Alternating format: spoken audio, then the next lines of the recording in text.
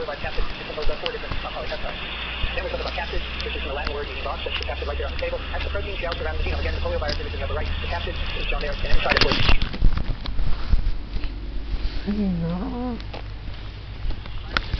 They are sub-assemblies. The poliovirus is the capsid and the genome, which is RNA. There's no nucleic acid here. There's no sub-assembly. Now, if this had an envelope around it, which some viruses do, then the protein shell would be the nucleic acid. So for RNA viruses, the example here is showing a particular stomatitis virus, a rabies virus. The RNA protein complex inside the envelope is the nucleic acid. It's a sub-assembly. And as you go through the virus, which ones are nucleic acids. So there's also the confusing. So we have envelope, of course, which is a viral membrane in viruses that have it. Not all viruses can have an envelope, but some do. And those that do, it's derived from the host cell, of course. So here we have on this slide an example of a bullet-shaped rabies virus with an envelope. And then to the lower right is HIV, a retrovirus, where you have an envelope derived from the host cell. And within the envelope is a core composed of viral RNA and protein. So that's a sub-assembly. That's the nucleic acid RNA protein.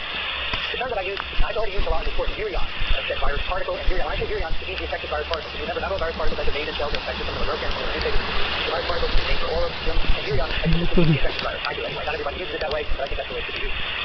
So let's again consider the size of virus particles in relation to other things that we might be familiar with. So a nanometer, we can talk about nanometers and angstroms a lot in this course. A nanometer, of course, 10 to the minus 9 meters. 10 angstroms, that's a 10 angstrom, 1 nanometer, 10 angstrom, 4.01 micron. An alpha helix in a protein is about a nanometer in diameter, to put things into perspective. So here on the right is a protein alpha helix. DNA is 2 nanometers in diameter. Here's a double-stranded DNA alpha helix, and the helix on the right here goes about twice the diameter of a protein alpha helix. Ribosomes are 20 nanometers in diameter. Here is a ribosome. Poliovirus is 30 nanometers in diameter. So that virus particle sitting on the table there, that's polio, about 30 nanometers, slightly bigger than the ribosome.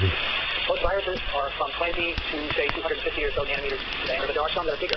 And lots of sizes in between. One of them, of course, is Candora virus, shown on the lower part of the slide here. We talked a little bit about that the other day. It's 1,000 nanometers in length. It's not actually spherical. 1,000 nanometers from one end to another. So much bigger than poliovirus. And, of course, has much bigger nucleic acid. So we go from nanometers all the way up to 1,000 nanometers. We'll talk about virus size. Now, a key point that you need to know and understand is that virus particles are metastable. Metastable. What that means is that they have to be stable to protect the genome as the virus goes host to host, through the air or through fluids. It's very stable. It can't go apart. But on the other hand, when the virus particle gets into a cell, it has to give up the genome. It has to come apart. So the part has to be both stable and unstable. And that's why we call it metastable. So on this slide is illustrating the entry sequence for poliovirus, which we're going to talk about in more detail next time. But it illustrates this property. The virus particles are the virions outside of the cell. They're extremely stable. Poliovirus, the way it affects you, you swallow it. It goes through your stomach, goes through your intestines, and there it can attach the cell. So the stomach is very acidic and full of enzymes. The intestines are alkaline, bile salts, and other nasty. And the virus is totally stable to that. That's because it's a really nice shell, as we'll see. Not all viruses can do that. Not all viruses are stable to extremes, but they are stable in the area of the organism that they affect and reproduce in. The virus particles are very stable. Yeah, when poliovirus gets into the cell, and you were showing poliovirus binding to a receptor and being taken up by the endocytic pathway, at some point the RNA has to get out. So this beautifully stable shell has to be stabilized. And we understand for a lot of viruses how that happens. It's quite interesting. We'll talk about that next time. But here for polio, I'll just leave you with the fact that it's actually the receptor that binds the virus, which catalyzes the RNA coming out of the virus particle. So for some viruses, the receptor does it. For other viruses, it's OPH or proteases in the cell. We'll talk about that a little next time. So you have to have a trigger that unstabilizes or destabilizes the virus particle, because the virus is floating around in the air or in cellular fluids. It's just start out working. Right? They'll be totally non-productive. They want a signal, and the signal is typically provided by the host cell.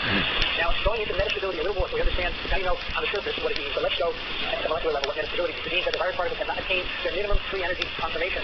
And that's when they encode, that is what they do. They attain their minimum free energy conformation. The virus particles, as they're floating around in cells or in cell fluids or in the air, are quite stable. And in order to reach this, so that's shown on this graph by particle number 1, the red one, to uncode it, to reach the genome, they have to get to this minimum free energy conformation. Number 3, the energy is in the y-axis E. And to get there, they have to cross the high energy barrier. It's an unfavorable energy barrier.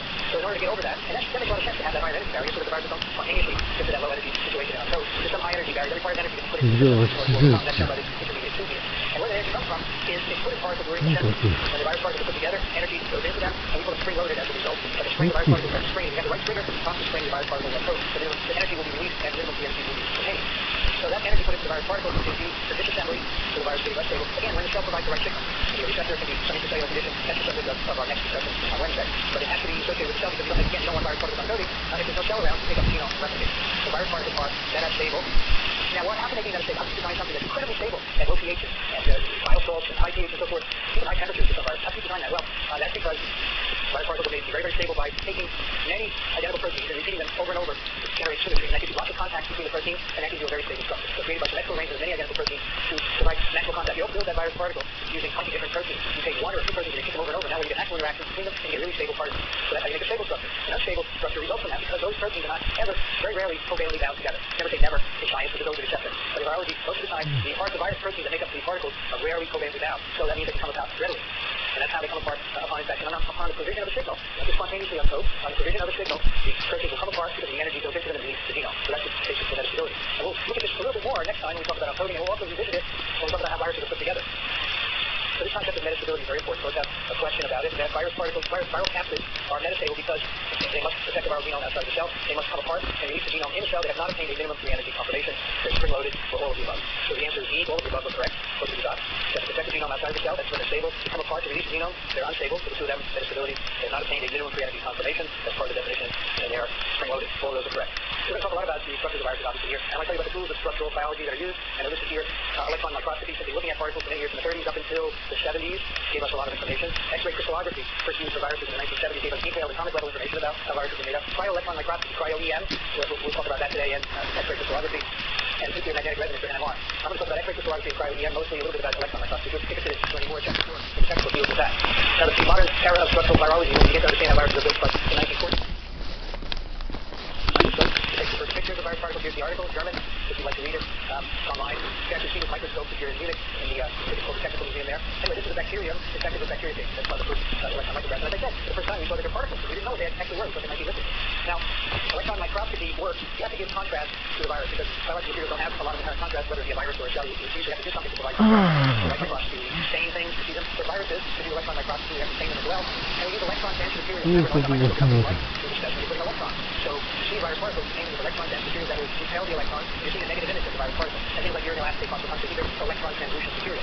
And that's been figured out in 1959. It has a very good low resolution, 50 to 75 angstroms. You think about the alpha helix, 10 angstrom in diameter. That's not a lot of resolution for the overall structure, but you can't see any detail. Here on the bottom of some EMs, just to show you what's been done. Here on the lower left is adenovirus. The virus is a conjugal capsid with little fibers sticking out at each vertices, you can see here. The next one is hepatitis B virus, which takes a mixture of different particles, both spherical and elongated particles. That influenza virus, and on the right, poliovirus. You see in this poliovirus prep that some of the particles are empty. Most of them look closed, but a couple of them, three here, are empty cytosine mRNA, and the part broken infection, so that's one reason why not every particle is infectious. So you can see the size of viruses, you can see the shape, you can see some details, you can see obviously little fibers coming out of the adenovirus particle, but as I said, not a lot of information, although this allowed us to put viruses into different categories, the way of classifying them. Now, in the X-ray crystallography was developed long before it was used for viruses. The first virus structure determined by X-ray crystallography was in 1976. The protein structures had been determined long before that. What held up viruses was computational ability. No one had a computer that could figure out the structure of a virus until the 70s. Before that, you could solve protein structures. Globin, among others, the first protein structures were solved. They could make models by hand out of wood and metal, and they didn't need a computer to figure it out. But viruses they did, so that was delayed. What you have to do for X-ray crystallography is to give us a resolution of between 2 and 3 angstroms. So you really see everything. You can see the alpha carbon back when you can see the side chains as well. You have to be able to make crystals of the virus. So here is a poliovirus crystal. You have to purify the virus, hundreds of milligrams of it, to get it to form crystals. And that in itself is black magic. And it's very hard to do. Sometimes some things never crystallize, and sometimes they do. Sometimes they crystallize and you can't get any information from them. So many people spend years doing this. What you do is take your crystals, bombard them with an X-ray source. The idea here is that the X-rays will bounce off atoms and make your people white into the crystal. You can record the bounces of the X-rays on initially this was on a film, on an X-ray film, and then the positions were measured. Nowadays, you have scanners that put this directly into the computer. But basically, these diffraction patterns are generated by the virus in the individual atoms of the crystal. And from that, you can get the structure of the individual polypeptides making up the virus particles. And more recently, people have adopted electron microscopy to solve the structure of virus particles. Here, we call it cryo-electron microscopy because it was figured out that if you freeze virus preparations in water, freeze them very quickly to freeze them contrast. So here on the upper panel is an example of one of these photographs. These are the purified preparation of a virus particle. It's frozen in water and that gives it enough contrast that you can see it. Then what you do is you take photographs of individual particles. You take hundreds of them. The idea being that each particle is oriented slightly differently. If you take enough pictures, you're going to get a three-dimensional image. It's kind of like a CAT scan. You go into a CAT scan of the X-ray, spins around you, it takes many X-rays, then it's computationally assembled. This is what we're doing here, cryo-electron microscopy. So you take individual particles, you actually take the structures and transform them by the Fourier equation, then you figure out ways to orient the centers of these particles, and you merge them together, and then you do an inverse Fourier transformation to get the structure of the particle. So this is called a three-dimensional reconstruction cryo-electron microscopy. Cryo because you see the particle. Now, cryo-electron tomography is a little different because taking pictures of so many different particles, you can actually filter the stage on which the viruses are, kind of like filtering a person in a CAT scan, and you get the same information.